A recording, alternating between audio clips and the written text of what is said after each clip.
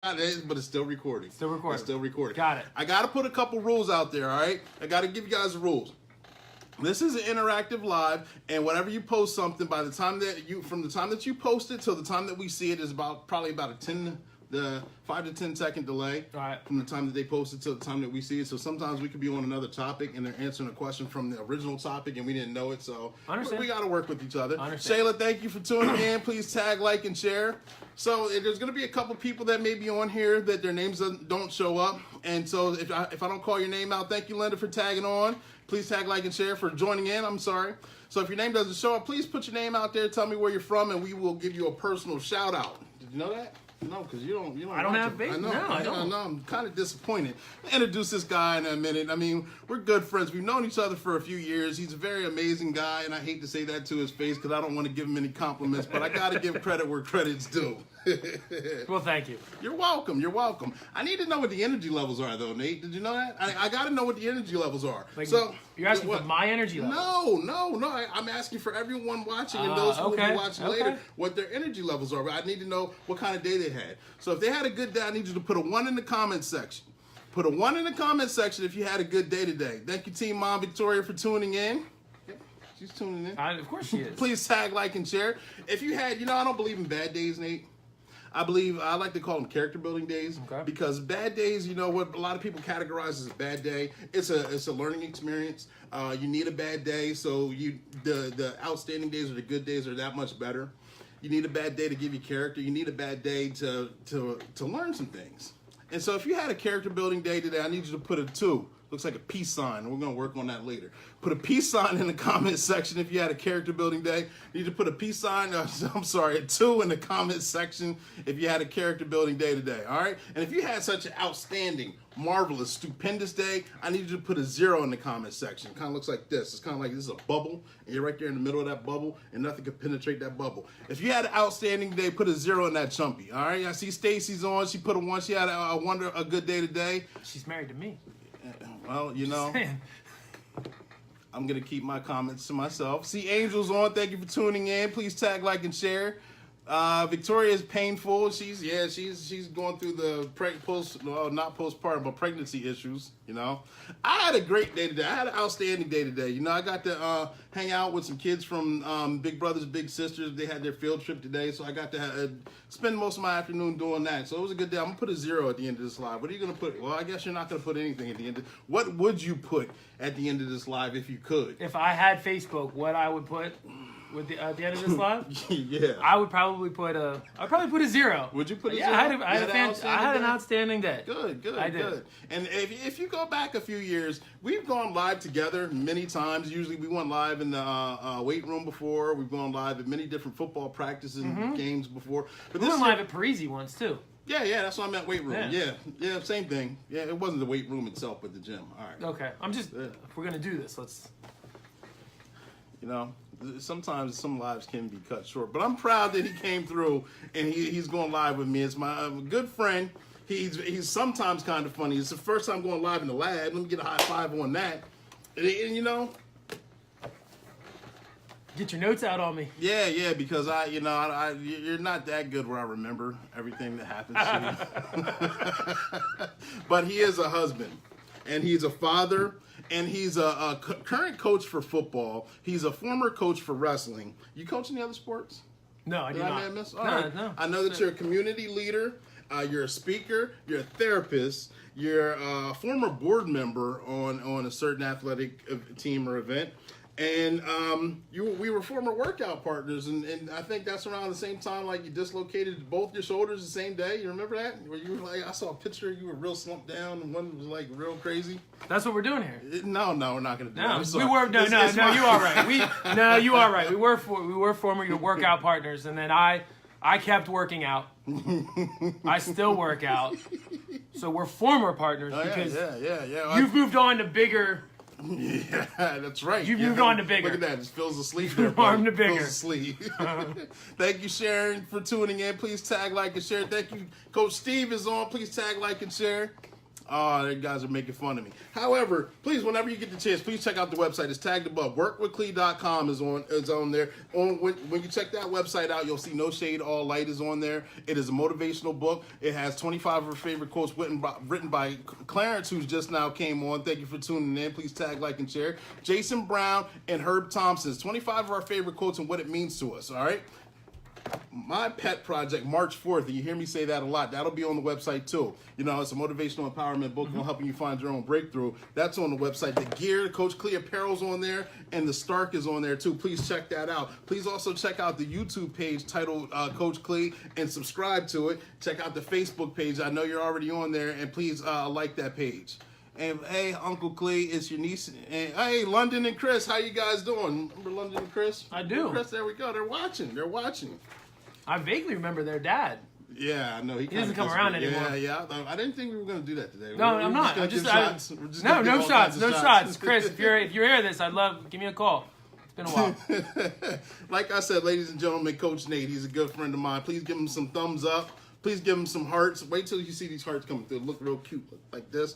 Give him some thumbs up, some hearts. He's going to be supplying us with a lot of decent and good information. Some of it's probably going to be a little bit, he's going to be very sarcastic at those Not at all. shots. Nope. But it's okay. No sarcasm anymore. Right. We're done. So let me ask you a couple questions. Can you, why don't you tell me a little bit about yourself? I think I know some things, but those things I'm not going to put on this live. So why don't you tell me the things that I don't know? Just introduce yourself. All right, so one of the things, Clee asked me to come join this because of some of the things that, one, we've had the opportunity to coach together, and some of the things that I'm able to do in my career, and some of the things I've been able to do with entrepreneurship and coaching and leadership development and all of those different things. How I got to this point and how I got to this point in my career was kind of an interesting journey throughout the years. I've always, when I left school, kind of when you go to college, you're there and you don't necessarily know exactly what you're going to do. So you have your 4 years and you just hope for the best, kind of following that path that everybody else does. I had the opportunity to get my master's degree, which was fantastic, and I actually met my wife in graduate school as well. So that was fantastic. Okay. You want to give her a shout out quick? I literally just did. Oh, well, you didn't say her name, so. Stacy. Yeah, I'm just saying. I don't mean to take your time. Go ahead. No. But so I think after I left college, I took a job as a therapist, and it was one of those jobs where it was like, I'm just gonna do it until my real job happens. You know what I mean? It was it was only supposed to be for a fill-in. It was just so it was Stacy and I. We moved back into the area, and I was just gonna do this for a little bit. Because my background is in criminology, my goal was to get a job with one of those alphabet agencies, like DEA, ATF. You know what I mean? So that's like that's one of those guys. One of those guys. So that was my job. But I started working as a therapist, and it really just kind of with every year I was going to leave. With every year I was going to do something new. But every year I was given new opportunities. So I think. You're Richard Branson, right? Yeah, I'm going to get his quote wrong. I'm going to get the quote wrong. But I think one of the things that I've really kind of lived by over the last few years was he said, if somebody gives you an opportunity and you're not qualified for it and you don't know how to do it, say yes. Yeah. And learn along the way. And I think as I'm talking about like my professional self, I think that's really what I've been kind of lived by over the years is I've been given all of these opportunities, and every job I've ever had and every career I've ever had, I've never been qualified for it. Right. Initially. I understand. And you build and you create opportunities. I mean, that's my into that position. You grow into that position. So as a professional itself, I've had a lot of fantastic opportunities. We'll probably talk about more today. Like personally, myself, I am a husband. My wife, Stacy. I have two amazing children, Mason and Elise, who push and challenge me and make me learn and make me grow every single day. So good. Keep it up, fantastic. Kids. Keep it up. Yeah, keep it up. So yeah, that's just a little bit about me. I played a little bit of football, have an opportunity to coach, do those different things. So, Right. yeah. Thank you. Wonderful. That's a good intro. Thank you for sharing. And I see that as we're sitting here, the climate control is pretty comfortable here in the lab, and we got the overhead fan because it does get hot under these lights. And you've already you're already 3/4 of the way gone. How's that water taste right there? It's Stark water. It's very refreshing. Yeah. I'm going to say thank you for providing me this water during this live. It is good. It is good. This is where I would typically say something sarcastic to Clee, but I have to admit, it is very good. It is good water. It's my favorite. It tastes like a fresher version of water. Thank you. I appreciate that. You're all right with me. Getting back to some of the things that you stated, like you coach football and you've done some therapy and things along those lines. What led you to get into a community involvement in some of the aspects that you're doing, like coaching and being former board members, and what leads you to want to be involved in your community? Okay, so it's an interesting question. I think where it all started when I got out of college, I said I took a job as a therapist, and I was what some people call it was a TSS, like a bachelor's level therapist. I was going into the schools, I was supporting children, whether it be in the school or in the home. And it was fun. It was a great opportunity. And then I had an opportunity someone gave me a job as doing that same kind of work therapy in the foster care agency, or the foster care kind of department within my organization. And I think that's really where I started to want to get involved more, because when you're working in foster care, I think one of the things that really struck me is we would have kids come into our program, and sometimes I would do this presentation, right? And you would say like, okay, tell you what happened, go home and pack for a week, right? How many clothes would you pack? And people would be like, I need 4 pairs of jeans, I need all these shoes, I need all these shirts. And okay, what happens if you go pack for a month? Like, I don't even have enough luggage to pack for a month, right? But then I would have kids come into my program that would have their entire world in a bag, like a single gym bag. Yeah. Or in worst case scenarios, they would have their entire world in a trash bag. And I think it was my work in foster care and seeing these kids, and not only seeing some of the things that they came from, but also seeing the opportunities that the right interaction and the right mentorship and just the creating those opportunities can do for some kids. Okay.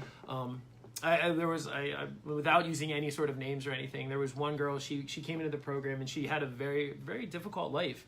But then through the program and through some of the things she learned, she was able to go to college, and not just go to college, but graduate with honors and finish her master's degree in chemistry. And she's doing much better than I can ever hope for in my career. That's good. But there's little things like you see these opportunities and you see these incredible success stories. And I think that work is what really led me to say, like, hey, I think I want to give back more, and not just back across like donate money and you don't know where it goes, but actually involve yourself in the community that you live. Blood, sweat, and tears. Yeah.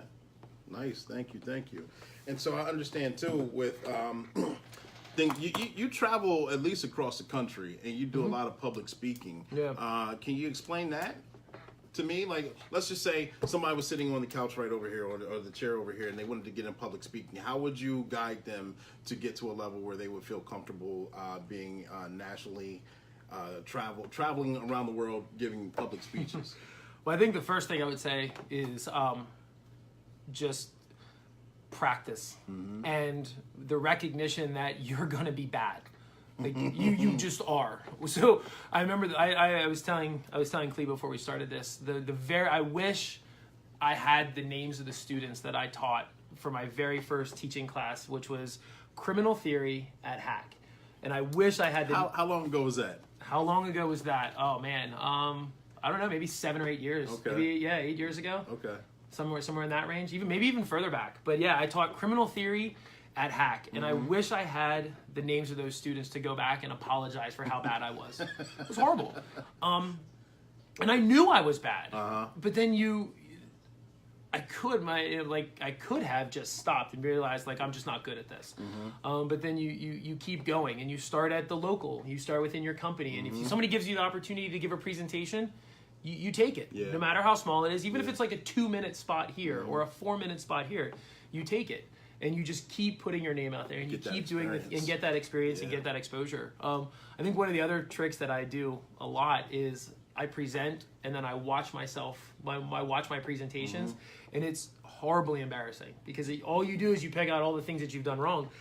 Trust me, I get it. When I rewatch these lives, I'm like, sit up, hold your head up. Yeah, absolutely. Or don't fumble over your words. Absolutely. I critique myself harder than I do anyone else, so I know exactly. Yeah, absolutely. And but you need to do those things. I think in order to get good at your craft, you have to be willing to get that, and not negative feedback. It's not negative. It's constructive. It's feedback. I mean, feedback is feedback, whether it comes with a smile or it comes with a frown. You can use all types of feedback. You really can. And some of it hurts, and some of it stings, and sometimes I think I'm better than I actually am. Like you got to get knocked down. Then I got to get knocked down a peg. But yeah, you have to be willing to practice. You have to be willing to put yourself out there. And I think no opportunity is too small, just like no opportunity is too big. I think I've been able to present at conferences where only like 3 or 4 people showed up at one of my speeches, and then I've been able to present at conferences where I've had hundreds of people there. And you treat each one of those the same. And I think you whether there's 4 people or there's 400 people, you bring in the same energy, you bring in the same passion, you bring in the same dedication. Because if you treat one as not important, then you're gonna lose something. Yeah. You're not gonna get it out of it. It's gonna come across that way, and it's gonna cross that way. Yeah. And the last thing you want to do is you want to put yourself out there, and you want to come across as that topic isn't important. I gotcha. Thank you, Arlene. Thank you, Jen Stretch, Angel Fox. Thank you for joining in. Please tag, like, and share. Coach Steve said you got to believe in what you're talking about when you're public speaking. See? You know what, Steve? He's really right. Like that's why. It's like having a conversation. Well, when I first started, I would speak on things that people asked me to speak on. So if you wanted me to come talk about something, I would figure it out, and I would go talk about it. And I think more recently I've been able to, I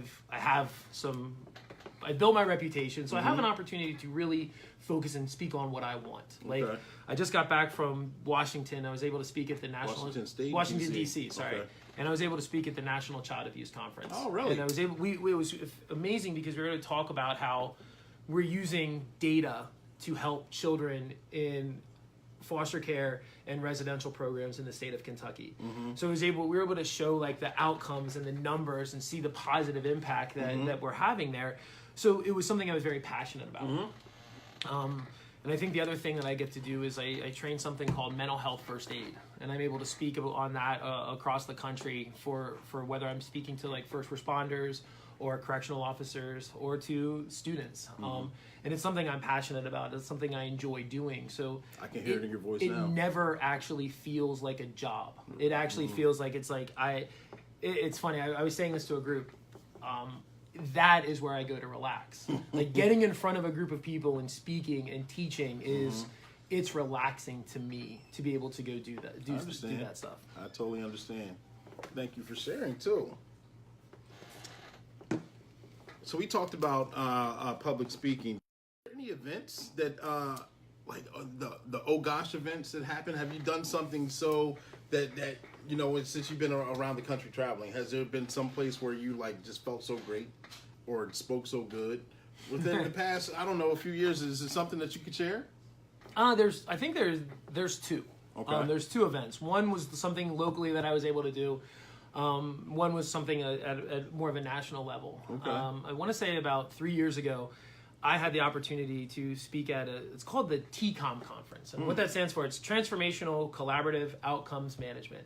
It's a big word for saying, how can we utilize data to help impact the field of human services, right? How do we use data to help kids, essentially? But they brought me in. I was able to be the keynote speaker there, but I wasn't actually talking about clinical stuff. I was the keynote, and I was able to talk about something I'm passionate about, and that's social entrepreneurship. And nice. My belief is that it's leadership at all levels, right? Like everybody has the ability to be a leader. It doesn't matter what your job is. It doesn't matter if you're a CEO or you're an hourly employee that part-time work, you can do part-time work. You always have the ability to be a leader. So they brought me in, and I was able to be the keynote and talk about social entrepreneurship and talk about how I was speaking to a room full of therapists. So I was able to talk to these therapists about there's things that you can do not only to help the children and the adults that you work with, but how you can help yourself as a professional and how you can continue to grow as a professional. I think this was that situation where so many times people, they get so focused on their job, especially in human services, and maybe even police, I don't know, but all they focus on is the people that they're working with or people that they're serving, and they forget to focus on themselves. So as you get better, your craft gets better in itself. Absolutely. Too. And so the people that you're nurturing too, they get better too. Absolutely. So it was an opportunity. It was that moment where I was like, wow, I'm not necessarily making a difference in their clinical side, but I'm helping make a difference in their professional side, which was important. It is very important. I think the other really amazing thing that I had was I was teaching mental health first aid here in Lancaster. Okay. And my group was the correctional officers at the Lancaster prison. And I was brought in. Now, mind you, it was set up before I even knew about it. And the head trainer no-showed. Oh, yeah? The head trainer no-showed, right? And not only were these correctional officers, this was an 8 a.m. to 5 p.m. class. Oh, so it was an all-day class. And these were the third shift correctional officers. So they had just come off shift. So they don't care what you're talking about. So they hate me from the gate. They hate me from the gate. And not only and I wasn't even supposed to be there. I get a call from this trainer, and she says, Nate, I'm sorry, I forgot. Can you show up? So not only is that, I show up 2 hours late. They've been sitting there for 2 hours. So you're really the bad guy. I'm the worst. And I was able to go in, and we were to talk about mental health first aid to this group. And at the end of the day, I had two guys who were not only were they were lifetime correctional officers. They were in the military for a number of years, and they came up to me, and we had an amazing conversation. They thanked me, and they talked about we talked about PTSD. We talked about mental health as it pertains to veterans. We talked about mental health as it pertains to first responders. And it was just that really good moment. Like 5 hours ago, you literally hated me. Now, mind you, I did buy them $200 worth of pizza, which helped. Yeah. But in the moment, but after the fact, we were able to continue to have the conversation. So it was kind of, for me, it's very selfish, but it was, this message is actually resonating in people. Nice. Thank you for sharing. I appreciate that. Got to get up. Steve's got something. How important is it to be supportive and to have a supportive and understanding spouse or partner to have the career like yours? I wouldn't know. Now, that was a joke. That was a joke. I'm sorry, Stacy. That was a joke. I'm live, so I had to be funny.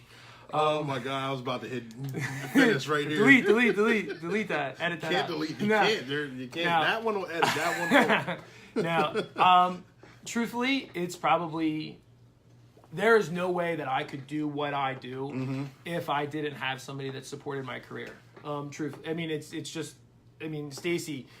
Sometimes I'll come home and I'll call her and say, "Hey, by the way, I have to leave for 3 days."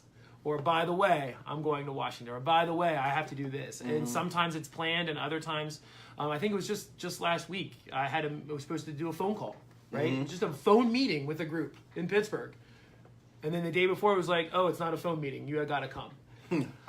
I mean, and those things happen. And I think I have been able to have the success that I have because I know I have support at home, and I know that no matter what, I can have. There are times where I can focus on work, and Stacey will be the first person to tell you. There's times where I come home from work and I go right down into my office and I continue working, or I'll go down in my office and I start at like 7 a.m. and then all of a sudden it's 6 p.m. Yeah, and you're like, where did they go? Yeah, and I think over the years, I mean, it's I think it's taken some time to get used to. I mean, I've always been the type of person that right or wrong, I really define myself by by the work that I do. I love the work that I do. I love the opportunities that I have. Achievement. Yeah, but the only reason I have those opportunities is because I have somebody at home that's legitimately been in my corner from the gate. Yeah.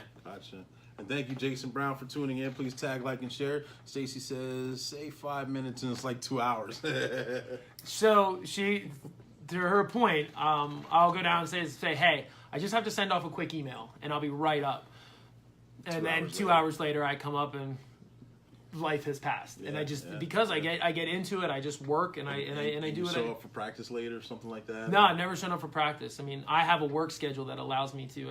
I know it's important. I didn't say you didn't never show up for practice, but you've shown up for practice late before. You can't say that you haven't. No, I had, and there were times where it's funny. I mean, and if Trey was on here, he would say like there were times where I'll show up for practice and I'll literally just go sit in the bleachers. Yeah, I've seen that. And take a phone call. Yeah, I've seen that. And be there for 2 hours. And they come by, and when it's time for the kids to do their laps or conditioning, yeah. they're like, yeah, run more time, run harder, yeah. Bring it in, clap it up. And exactly. I mean, it is that. It really is. But yeah, I do understand. I'm making fun, but I truly understand. But I think it's that opportunity. I mean, you have to find balance between your personal life and the things you're interested in and your work. And sometimes I probably err on the side of work and I push more, and I do a lot of work. So it's always a balancing act. But I think for me, I'm able to balance it because I have Stacey. Because of the support. Yeah, because I have Stacey. There you go. Clarence says, big up, Stacy, being a supportive spouse. Cindy, thank you for tuning in. Please tag, like, and share. And I know we talked about events and accomplishments. I think they kind of go hand in hand. But what, and I think you touched on this a little bit, but what inspired you to be in the role that you're in now? And what inspires you to keep moving forward, to keep marching forth, as we like to say on here? I think what inspired me to take the role, to take the job that I have now, or move in this career path that I have now, is that when I was a therapist, right, you're able to have an impact on your agency or your department. And I was able to have an impact on the kids that I was working with. And which is fantastic, and I loved every second of it. I don't take away from that, but I think I really started to see that I could, some of my skill sets and some of the things that I was interested in and some of the work that I was doing, I think I had an opportunity to have an impact at a more of a macro level, which is, again, I think they're both are really needed, but I think what inspired me was the recognition that I was like, I think I can do this and have a greater impact at a macro level. Being a therapist, and it was really time for me to step away. You can only do that work for so long, and why does it start to get to you, or does it become redundant? No, never redundant, never redundant. But I think it starts to get to you, and then I started, because I was working with delinquent. I had a lot of like delinquent and adjudicated youth, and I had working in foster care, and then once Mason was born, and then once Elise was born, you really start to, it makes it difficult to separate the things you see these kids go through, and then to come home, and there's that element of guilt, like, wow, I do this all day, and then I come home and I see my kids that I'm giving this different life to. And then I think it was just time. It was that recognition that it was just time to step away. And I'm lucky in the sense that I had the opportunity to step away and stay in my company. Nice. Okay, thank you. Wow, Coach, I almost said it, but I'm not going to say it. I did say, I'm not going to say your nickname. I'm going to keep his nickname private. So I know we talked about a lot of things, and you've shared a lot of information. Is there any goals that you set that you have accomplished, and what new goals have you set that you're working towards? Okay, so I think goals that I've set that I have accomplished. I mean, I have goals every day. Like I said, I have goals of, like, sometimes my goals are small, and as they should be. I set goals every single day that just to tackle the day. I think overarching the goals that I've had is I've been able to, mental health first aid has always been something I'm very passionate about. So being able to train the diverse group of people that I've been able to train, I think that's been one of the goals that I've established. And becoming recognized at the national level in that training. 2 years ago, I was able to train down in Georgia for the state. So I think personally, that's a goal. Like being recognized at the as a trainer at the national level has been really exciting for me. I bet. Yeah. It's kind of cool to say. Yeah. Kind of cool. And the side note a little bit.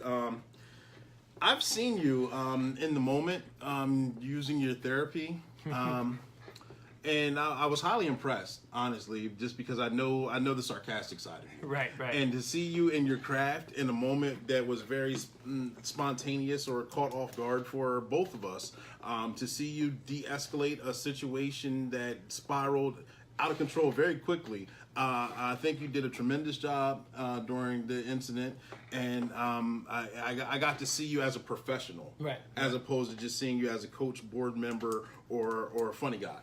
So, I mean, seriously, on a serious level, I think you do a tremendous job, and that was a few years ago. So I can only imagine what your skill set is now. Well, thank you for that. I mean, I think that's that interesting piece of, and I think that's actually, it's funny you say that, because you see everybody, a lot of times we see people in different worlds, in different lights, and when you have the opportunity to see somebody like do what they do for a living, or do something they're passionate about, it shines a light on like who they are as a complete person. And I think it's, as we're sitting here talking, I think it's kind of that good opportunity to recognize that you actually need to do that. Like, there's so many people in this world that you see as friends, and but you only see them in like these microcosms, in certain social capacities. Yes. And it's the recognition that people tend to be more than what you see, and being able to ask those questions and have those opportunities, I think it helps just build those relationships. It does. I agree. Yeah.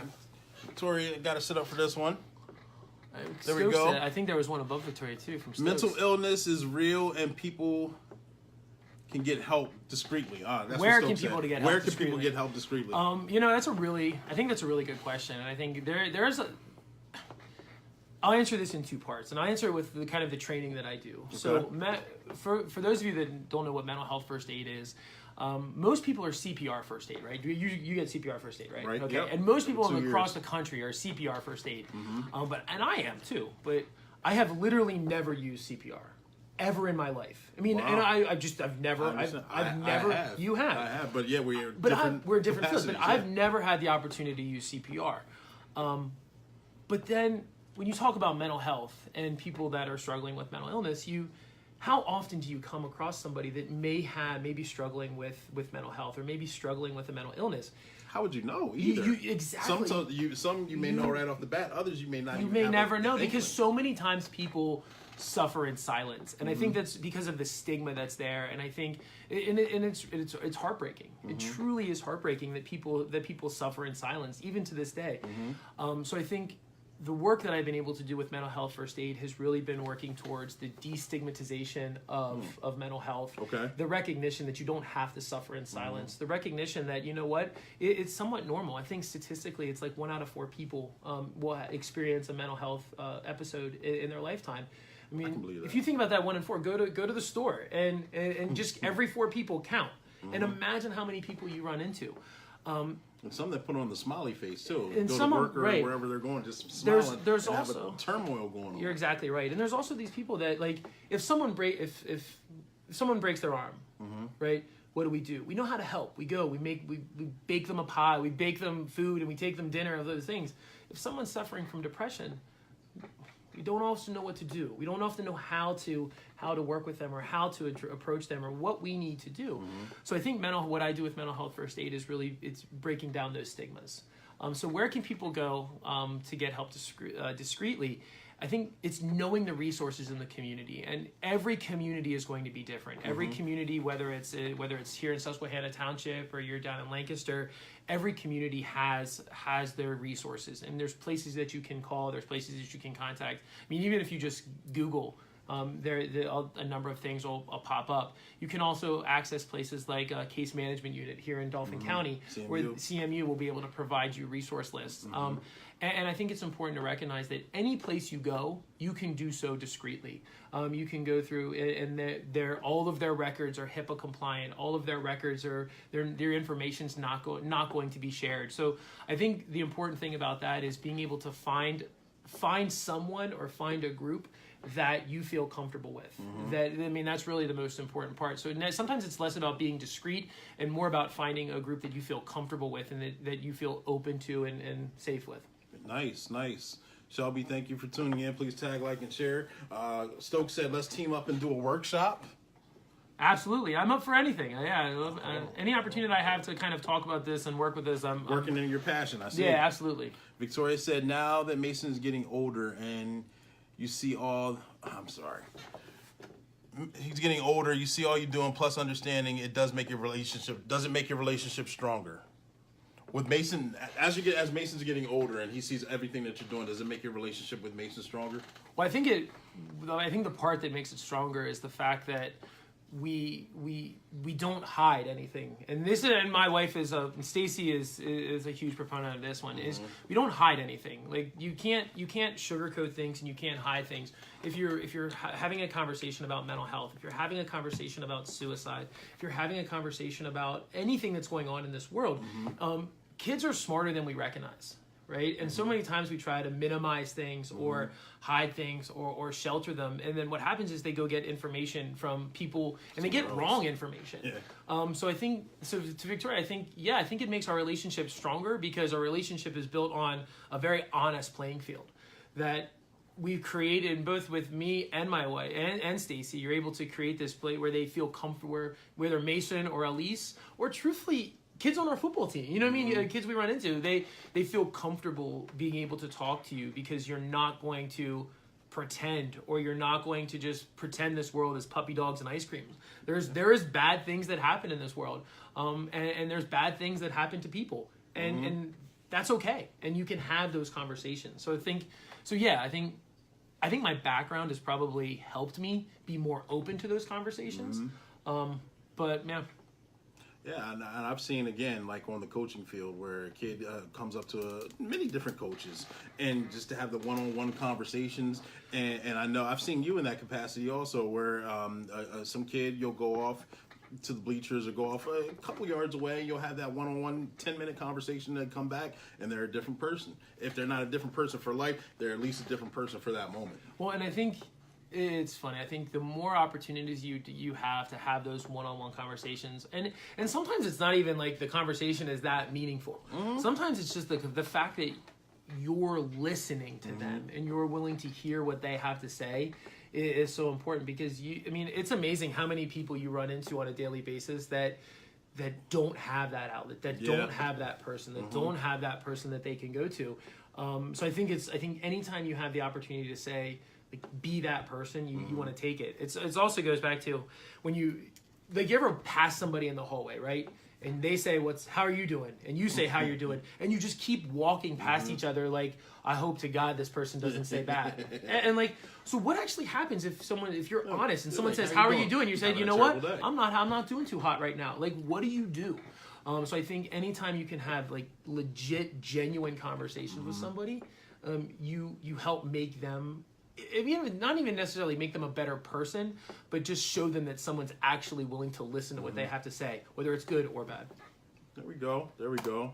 And Team Mom just tuned in. Thank you for tuning in. Please tag, like, and share. We talked about a lot of amazing things about your history, about what you do now, about what things you're moving forward with, your professionalism, traveling, therapy, public speaking. Is there anything that we might have missed that you want to share? Man. Anything that I don't know. No, nothing that I can think of that really comes off the top of my head. You did ask me though a question about like, do I have any future goals that I haven't attained yet? So I think the only, and I wrote it down. The only goal, and Stacey would be the person to say it, the only goal that I haven't attained yet is I always want to work in the field of like human services, right? I always want to be able to have that impact. But my ultimate goal would be to take my two passions, right? And it's the helping industry, what I do, and strength and conditioning certification that focuses on working with individuals with intellectual disabilities and physical disabilities, because I have that kind of that belief and that mindset that if you can incorporate the treatment, the emotional and the mental health treatment along with that physical component, I think and treat the person holistically, I think you can have so much greater success. I do believe that there's so many things that we haven't tapped into just because of resources or insurance companies not funding and all of these different things. So not thinking outside the box. And we get so focused on pharmacology and medication and those different things. And I'm a huge proponent of those things because I think they work. I just believe that there's a way we can treat the person holistically. So that's that bucket list goal of mine, is getting that certification. I remember you talking about that. I think it was at Gold's Gym a few years ago when we were lifting that. It's always been my goal. Yeah. Victoria asked a question. Instead of introducing you as a coach, every coach should be introduced by what you do and how the boys come up to you for help in other sports. Oh, okay. No, I can really read. I promise you I can, but I can't see. It is kind of far. I don't care if you make faces. No, I'm not making faces. Yeah, whatever. I saw you. Yeah, what was it? Stark bottle? Yeah. It was this delicious Stark water. It is. What are you drinking? Sips? I'm gone. It's gone. No, so Victoria, to your point, I think anytime what we do as coaches, I think it's important work, and I love the fact that I'm labeled as a coach. I love the fact that kids see me and they call me coach. I mean, it's amazing. But I think anytime we have the opportunity to and see that like there's that opportunity that it's you have football, and football is so important, and I think there's so many lessons that you can learn, not just through football, from athletics in general, from that team sport. I think there's so much that can be learned. So I think any time our kids understand the importance of not just academics, but the importance of setting goals and having a vision, and vision and goals that sit outside of football, and the recognition that you can be successful. Like, you can love the game, but there's other avenues. And most people, I mean, statistically, most people don't go to the NFL, and that's okay. That's real. You have to dream. Like, these kids have to dream big. Every one of these kids, it's okay for them to dream like, I want to be in the NFL. That's awesome. You have to have those dreams, but you also have to have those dreams of like, I want to go to the NFL, and I want to be a doctor. I want to go to the NFL, and I want to own my own business. And helping them understand there's so many different paths. It's interesting you said that too, because I know speaking today and a couple of weeks ago, one of the kids, I'm not going to call them out, they said, I want to play professional sports when I get older. And I'm like, that's a good goal to have, because sports are fun, sports are a good outlet. However, what else do you want to do? I want to be a veterinarian too. So it's also good to pursue that goal too, and find out what you need. You need to learn what sciences or whatever field of studies that you would need to follow up on that. And sports is another avenue for that, because it shows you how to work in a team. It gets you that release out of you, and it shows you how to plan and set goals. And you're absolutely right. You're absolutely right. And that's like when I was in school, I got drafted by the Ravens, but that's why I went back and got my master's degree, because I thought that was a better opportunity than have more opportunity for success. Really? Oh, I didn't know that. Oh, thanks for sharing that lie. He's lying on the live. Thank you, Jennifer, for tuning in. Please tag, like, and share. Nate is a good guy. I beg to differ. That's but true. Okay. All right. Whatever. That's true. Don't touch it. I just like that. No, you didn't. No, you didn't. Brittany's on. Thank you. Please tag, like, and share. There we go. We're talking about teams and laughing. Danielle, thank you for tuning in. Please tag, like, and share. You got me. You're in my head. You messed me up. I'm not in your head. Like, that's... You did. I don't. I knew you were so serious, and you gave a tremendous live, and then you just like finished it. This is still a tremendous live. There's like 45 people on here. Oh yeah. Oh. But wow. To Steve's point, make owning the team the goal, and I think that's a really great point. Like, it's not even just owning the sports team. It's the recognition that it doesn't matter where you come from. It doesn't matter who you are. Like, there's opportunities out there, and I fully own and appreciate that everybody has a different set of opportunities, and everybody has a different set of challenges that they need to overcome. But I think that's really important to realize that everybody has challenges. Yeah. Right. Every single person. Some of those challenges we don't even know about, and I think that's why I go back to the importance of understanding like mental health. And again, I know I have soapboxes, and that is one of my soapboxes is the recognition that everybody has challenges, and so many times we make assumptions. We see people on the street and we're like, oh, they have a nice car, they have a nice house, so they must be happy, right? They must have everything they ever want, and the reality is that's just not true. So I think anytime you have like those goals of owning the team, those goals of just overcoming all those challenges and being the best version of who you are is important. Like, and I said, some people, the big joke at my company, or even before, it was like, I'll make a great number two. Like, I never want to be that. I never wanted to be the CEO. I never wanted to be that. I never wanted to do that. I don't want that. But I want to be the best director. I want to be the best vice president that I can be, because I think that's where my skill set lies. So I think it's also that recognition of what do you want and how far do you want to take it, and be the best version of who you can be. How often do you read? I know I didn't ask you this, and I'm not trying to put you on the spot at all. I'm asking for a particular reason. Not as much as I should. Truthfully, not as much as I feel. I think on my nightstand, I have like 4 books or 3 books that are sitting on my nightstand. One is about, and Stacy can put up the thing regarding which books they are. One is by Brene Brown, and it's about being a leader. The other one is The Theory of Everything. And one is about children's mental health. Okay. So the reason why I asked that question, not to try and put you on the spot, is because of you read a lot of self-help books or books that help better get you thinking or you learn from. And reading is one of my passions. Personally, I read every day. I at least read a chapter. If I can't do it, then I'll read 2 chapters the next day, whatever. But I like to fill my brain with as much pertinent information as possible because I like to hone that craft. Yeah. You know. And so the way that you talk, I can tell you're educated and intelligent. And I just was wondering what you did read and how often you did read. I know you may not read as often as you think you should, but I can tell that you read more so than a lot of people. I think the only way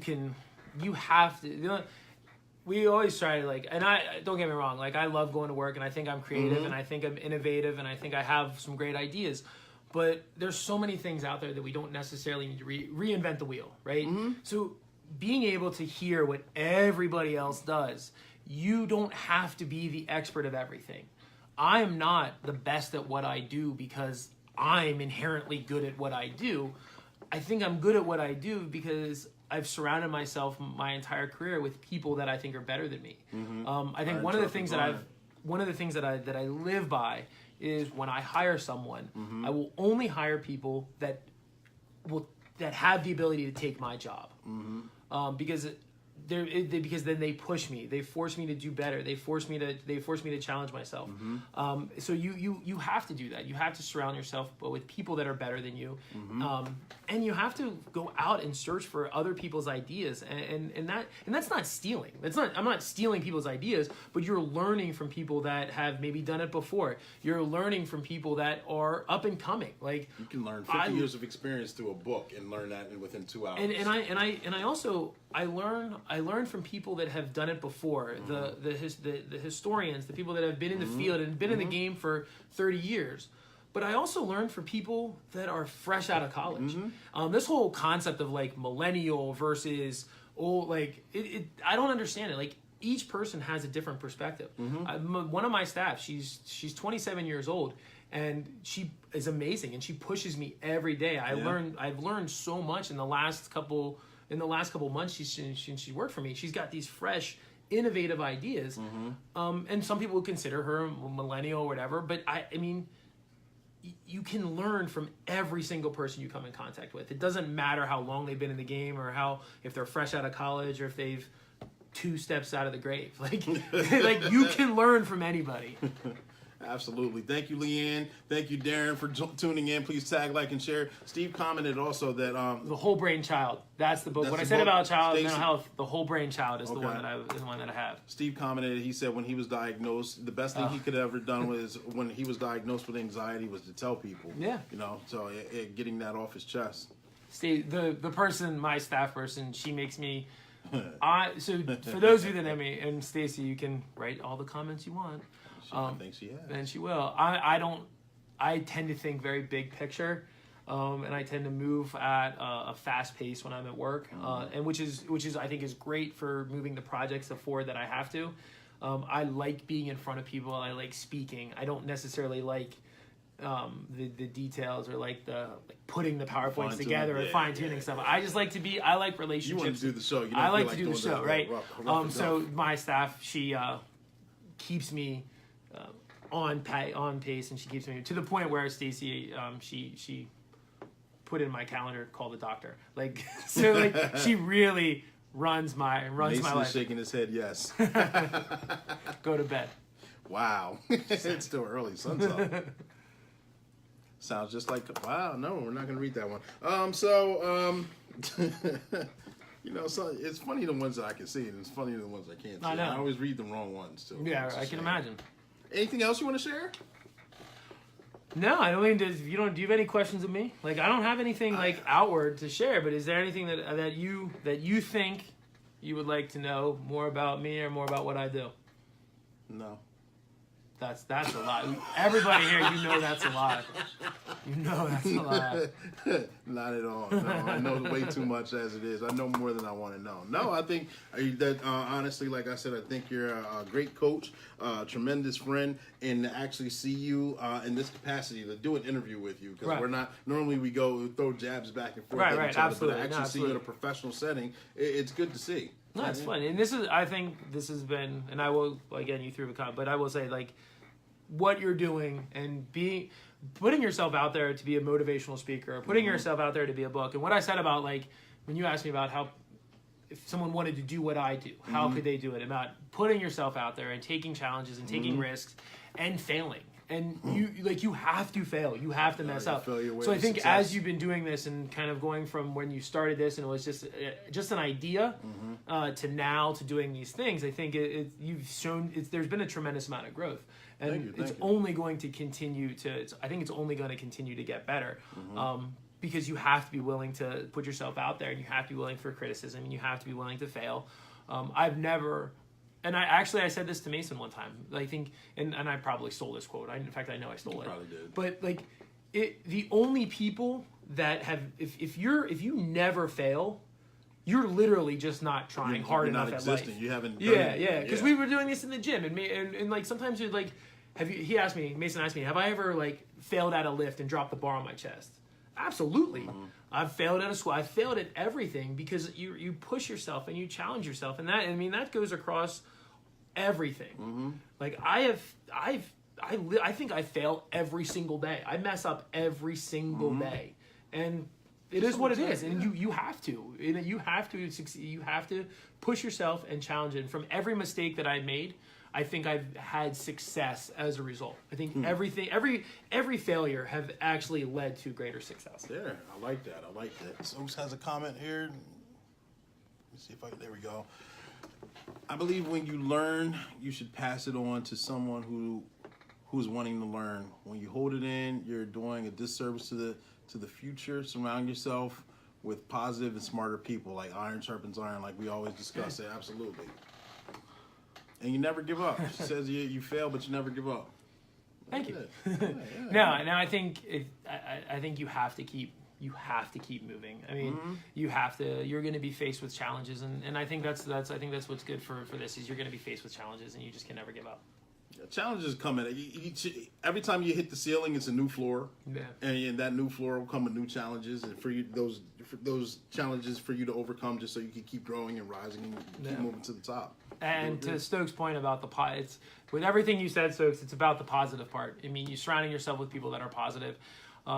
There's a power lifter or a bodybuilder. His name's Rob Bailey, owns companies and everything. And one of his mantras is, I only have good days. And it's the reality is like, you're going to be hit in the face with a lot of challenges, but you have to stay positive and you have to keep moving forward. And that sometimes it's our responsibility is surrounding ourselves with people that are positive and making sure that we're one of those positive people. I think that's a big thing is when you go out into the world, like you have a choice, not just about how what you want people to interact with you. Like I want to surround myself with positive people. Yeah, absolutely. But I also have a responsibility to be that positive person. Truthfully, I think that's where I fail more often than not, right?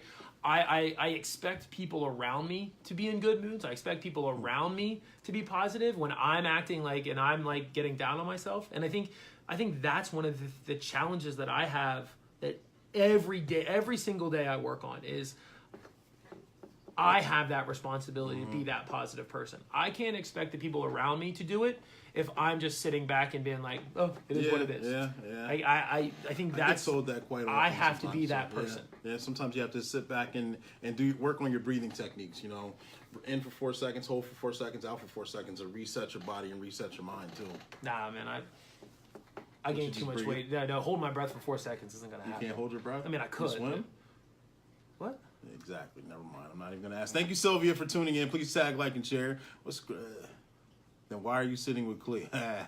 See, I read the wrong one. See, all these jokes. Free start. and you only get one. You finish that early. You thirsty? I had a lot of fun with you, Nate. I had a lot of fun. Thank you for coming in. Absolutely. Thank you for having me. This was it was fun to talk about some of this stuff. It was a good time. Got to get you back on here again, man. I see your passion. Barbara's on. Thank you, Barbara Klinger, for tuning in. Please tag, like, and share. And you want to know why I do these lives? Originally, it started as a friend of mine. You know, I was doing the motivational speaking, those lives, and I haven't gotten away from that. I don't do them as often. I have fun doing these interviews, but it was because I put on to put on. You know, a friend of mine had an event going on, and he wanted some youth kids to join this event, but he didn't have a platform to get that information out there. So I told him to come on the show and get that information out there, and one thing led to another and it became the staircase, and now I love doing this. I put on to put on. So if you have a business, if you have a product or a positive message that you want to put on and you would like the world or as many people as on this platform to hear, and you never know, one idea sparks something else, which sparks something else, and you keep moving and keep going, shoot me an inbox, shoot me a text, let me know. We'll schedule an appointment. You can come in the lab. You can go ahead and have your session with the interview. We're going to have a lot of fun. We'll and we end with the money dance, you know. But before we get to that, we don't. We do. We don't. You know, so inbox me. Let me know. Like I said, a business, a message, or a product, and we'll get you on the show. I got a special guest coming next week too. Yeah, I want to know. You got to tune in. I don't have Facebook. Well, yeah, I guess you're gonna have to get on Stacy's and watch. You're gonna have to tune in and see. Can't let you know who the special guest is. But I do have a special surprise for you. Yeah, I got you with the Coach Clee magnet that you can put on the back of your car. I'll put it in the back. I'll put it in the back of my car. Yeah, I know. You can, right beside the other one that's not there. No, the other one's on my fridge. So every time I go, you get hungry. I pull it like, oh, what would Clee do? And then I go right in, then I open it up and I eat. Whatever. Next time you go lifting, there you go. I got you your nice CT shirt also. Nice. Damn. Thank you very From much. Me to you. This is what's. I just want to make sure it's an extra. Is it? No, it's an extra large. All right, good. I thought so. If not, I got some other stuff in the bag. I got you. No, I'm good. All right. Yeah, it's your motivational speaker, it's your empowerment coach, it's your author and your favorite baker's favorite baker, Coach Clee, coming at you. Please tag, like, and share. Yeah, we got to end. We got to end. Please tag, like, and share. We're going to end. Come on, Nate. I'm not doing it. Come on, Nate. I don't know how to do it. I'm not. Two fingers. Two fingers up. What if I... Wait, the two right fingers, and we're doing, that's the okiest money dance I ever saw in my life. But we're going to end with that one. Thank you for tuning in. We love you. Please tag, like, and share. Have a good night. Peace.